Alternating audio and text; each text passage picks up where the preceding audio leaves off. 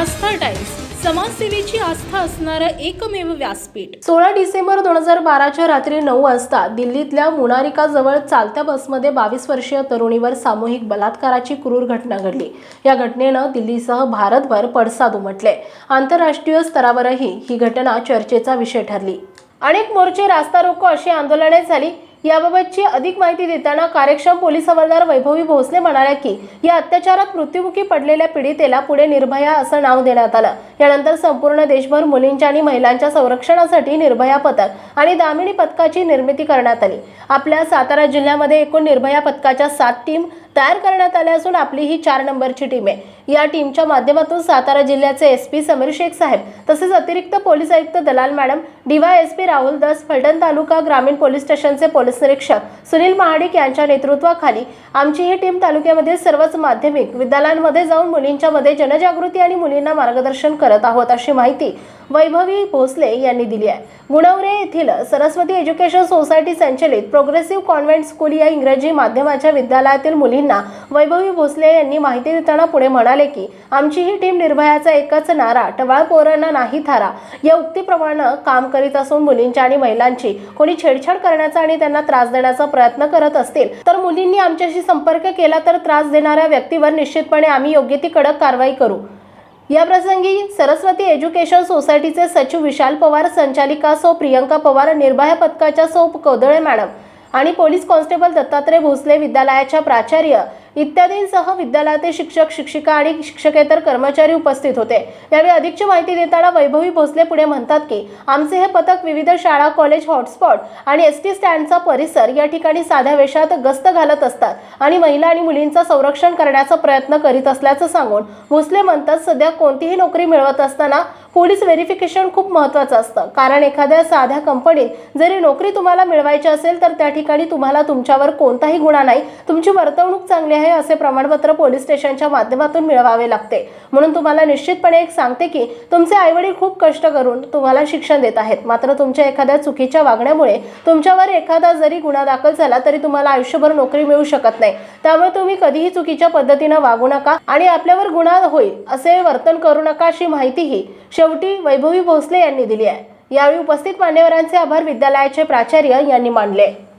आता मी मुलींच्या बाबतीत बोलेन। मुलींनो, या अगोदर आमचा जो काळ होता त्या काळामध्ये मुलगी जन्माला आली की सगळेजण हिट करायचे, अरे मुलगी जन्माला आली।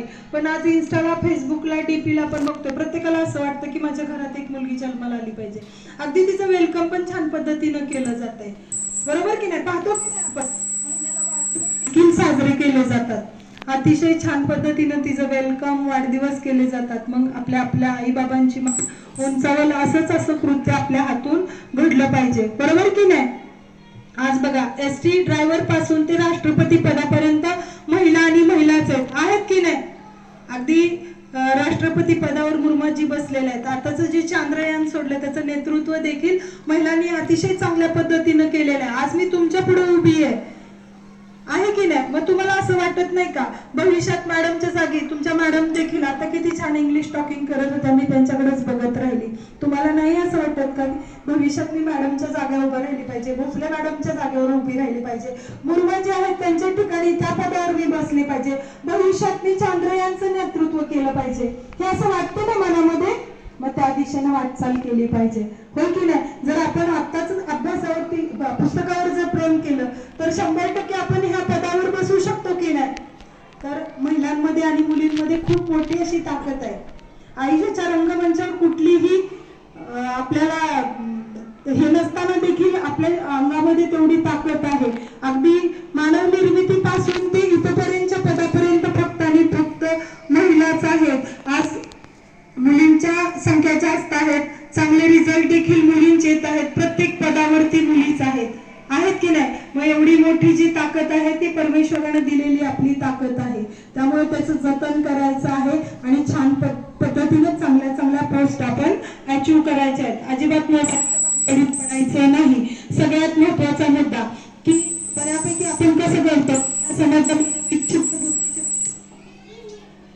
विक्षिप्त बुद्धीचे काही प्राणी असतात, एखादी गोष्ट व्हायरल करतात आणि दोन समाजामध्ये ते निर्माण करण्याचा प्रयत्न करत असतात। तर अजिबात असल्या कुठल्याही गोष्टीकडे तुम्ही लक्ष द्यायचं नाही। कुठलीही पोस्ट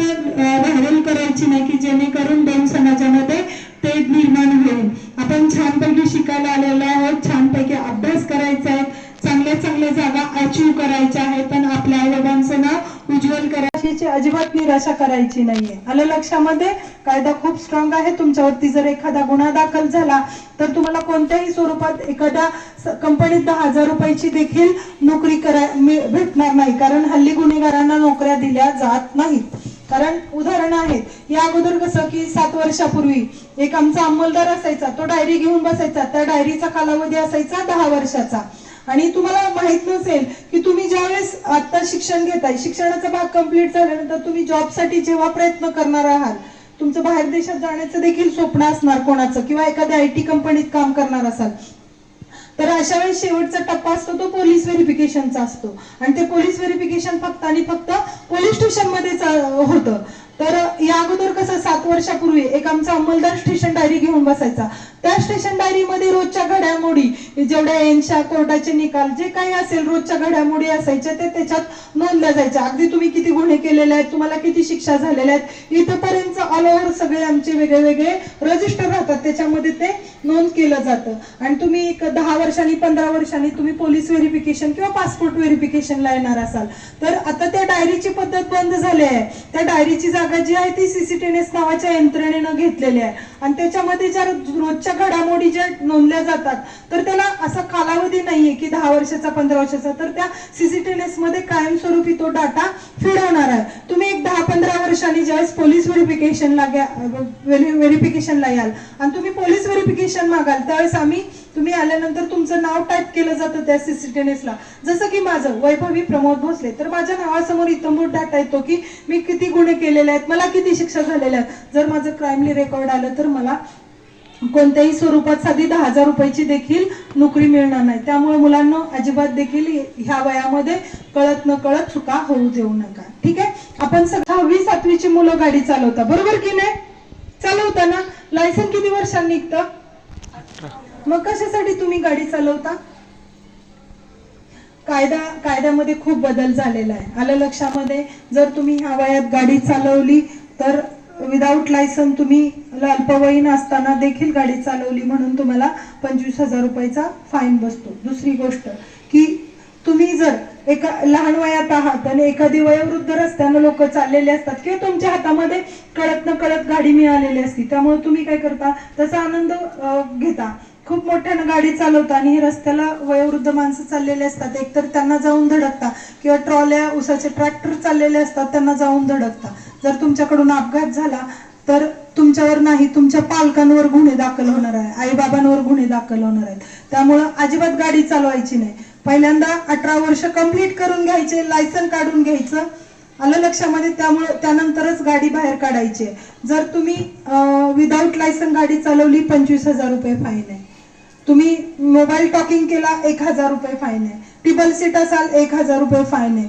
जर नो पार्किंग मध्ये गाडी लावली 25,000 रुपयाचा फाईन आहे. आता पोलीस तुम्हाला फाईन मागत बसत नाहीत किंवा पावती फाडून देत नाहीत. तुम्ही चलानच्या मशीन मध्ये तुमच्या गाडीचा नंबर आला, फोटो लगेच तिथे क्लिक होतं. तुम्ही घरी पोहोचण्या अगोदरच तुम्हाला तुमच्या मोबाईल वरती दंड येतो की तुम्ही बाबा सिग्नल तोडलेला आहे, नो पार्किंग मध्ये लावलेला आहे, मोबाईल टॉकिंग करत आहात, हे लगेच तुमच्यापर्यंत मेसेज पडतो आणि दंडाची रक्कम देखील तुमच्यापर्यंत येते. जर तुम्ही पोलीस दंड पण भरा म्हणत नाहीत, जर तुम्ही दंड भरला नाही तर तुम्हाला समन्स निघतं. समन्स मध्ये जर तुम्ही दंड भरून घेतला नाही तर तुम्हाला कोर्टाचं वॉरंट निघतं. त्यामुळे तुम्ही ठरवायचं आहे पूर्ण 18 वर्ष कंप्लीट झाल्याशिवाय, 18 वर्ष लागत असतानाच तुमच्या घराजवळ, ठीक आहे, त्याच्यानंतर 18 वर्ष कंप्लीट करून घ्या. तुम्हाला लर्निंगचं लायसन मिळतं. त्या लर्निंगच्या लायसनचे सुद्धा नियम आहेत. तुम्ही जर चालक शिकत आहे असं लायसन जर काढलं तर तुमच्या पाठीमागे शिकवणारा हा पक्का चालक असला पाहिजे.